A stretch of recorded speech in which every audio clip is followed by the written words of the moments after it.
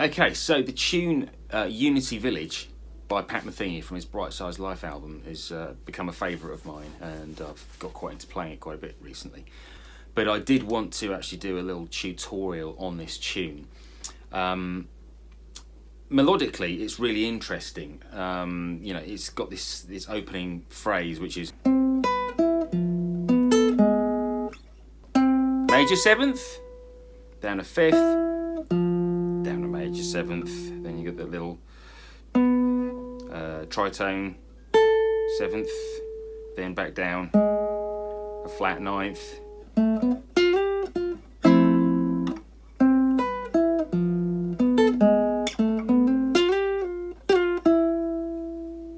that sort of happens over the first two chords, which are A minor and then E seventh up to F major seventh. Okay, but it's interesting because what you get is this very unstable feeling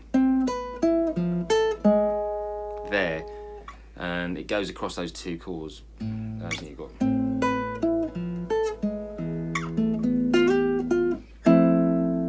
can hear where the root notes change there.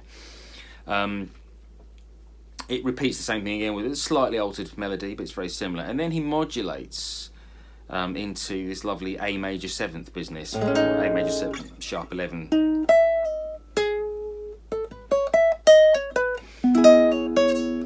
C sharp minor seventh. So he's basically gone from A minor to A major. In order to get into that A major, though, he actually on the second time round these chords, you get that. That's the first time round those chords, and the second time you get the F major seventh, followed by a B flat major seven, flat 5, which then drops down a semitone. So there's a lovely little modulation. I love it. So after we've changed key, we get into this. So C sharp minor ninth, which is those two chords are quite diatonic to each other. Then you get G sharp minor seventh. I suppose you could say that it's probably in sort of E majory here, going between these two chords. And then you get the G sharp minor seventh, which is also an E major. But then he does this: D sharp 7 sharp 9. So it's almost like he's now changing the function of what these chords are. And he drops down to F sharp minor seventh to F sharp minor seventh of a B. So he's giving you a very clear 2-5 back into the key of E, which is what we were hinting at with this section here. Apart from that funny chord there, that's yeah, that's kind of a dominant of that G sharp minor. So yeah, we're now into E major and E major seventh, E over C, repeats. Now, I've also seen some video of Pat playing this on his orchestra with his orchestrion thing, and he sets up a loop. And this section, he changes how he plays. Actually, he voices like the E major seventh up here, and then he just moves that triad, which is the G sharp minor triad, up to A minor, whilst keeping an A in the bass. Sorry, keeping the E in the bass there, rather than doing this movement here. Sounds a bit more dissonant, but by playing an A minor over E, the chord scale relationship is the same, because if you're playing E over C, that's like it's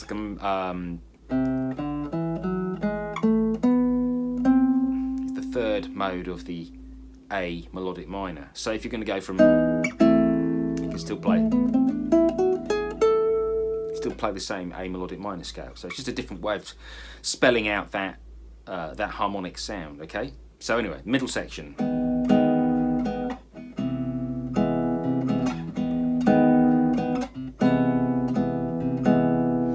And then we get into this new pedal section where it's over a pedal D, and he plays. It's, you know, in the Pat Metheny book, it's written as C over D, but the melody is playing that B there. Then it goes to G over D, but the melody is on the A, so that's the ninth. So you kind of get this effect. Then, and then you get E flat with the melody on the D, still in the D in the bass.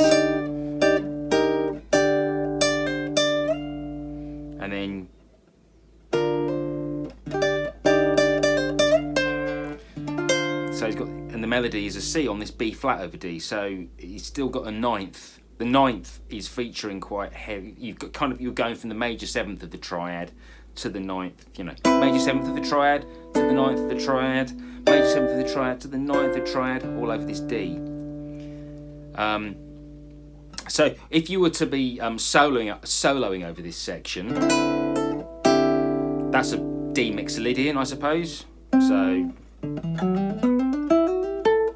but you could just use a C pentatonic over that. That would work quite well. To this one, so well, that's G major basically, which is exactly the same as D mixolydian. So you can treat those two chords as though they're in the key of G, but you could highlight the chord tones more if you wanted, or use the pentatonics, which gives you another sort of harmonically specific sound, but with a couple more colours in. Then when he moves up to the E flat over D, which is basically D Phrygian, technically, which is the same as B flat major. And when you go, it resolves to a B flat over D, so there's your B flat major. So you can basically treat that all as B flat as well. But again, you can play the arpeggios, or you can use the relevant pentatonics to create the colours, the sort of more specific colours, if you want to.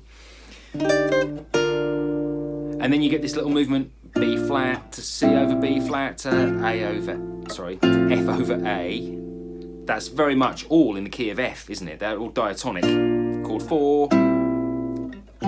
C7th last inversion, which is chord 5, down to an inversion of F. So you could use F major, but of course highlighting the chord tones really helps deliver the sound of the harmony.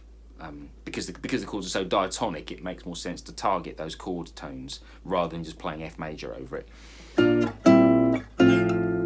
And then the final cadence, you actually get B over F sharp, so it's a second inversion of B. So, and then it goes to E, and then E7/4. So that final turnaround,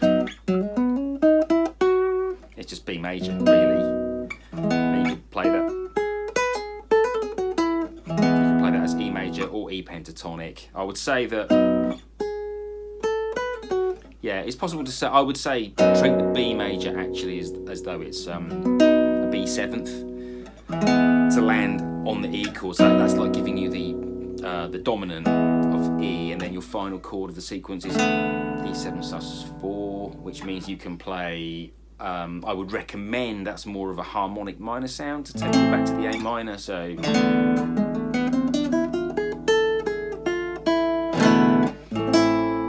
And then you're back to the top of the sequence.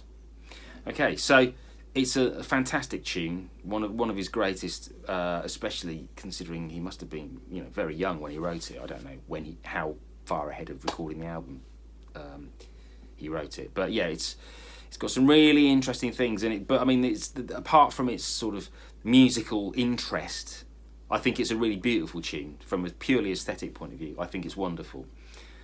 Okay, so yeah, hope you enjoyed that. See you soon.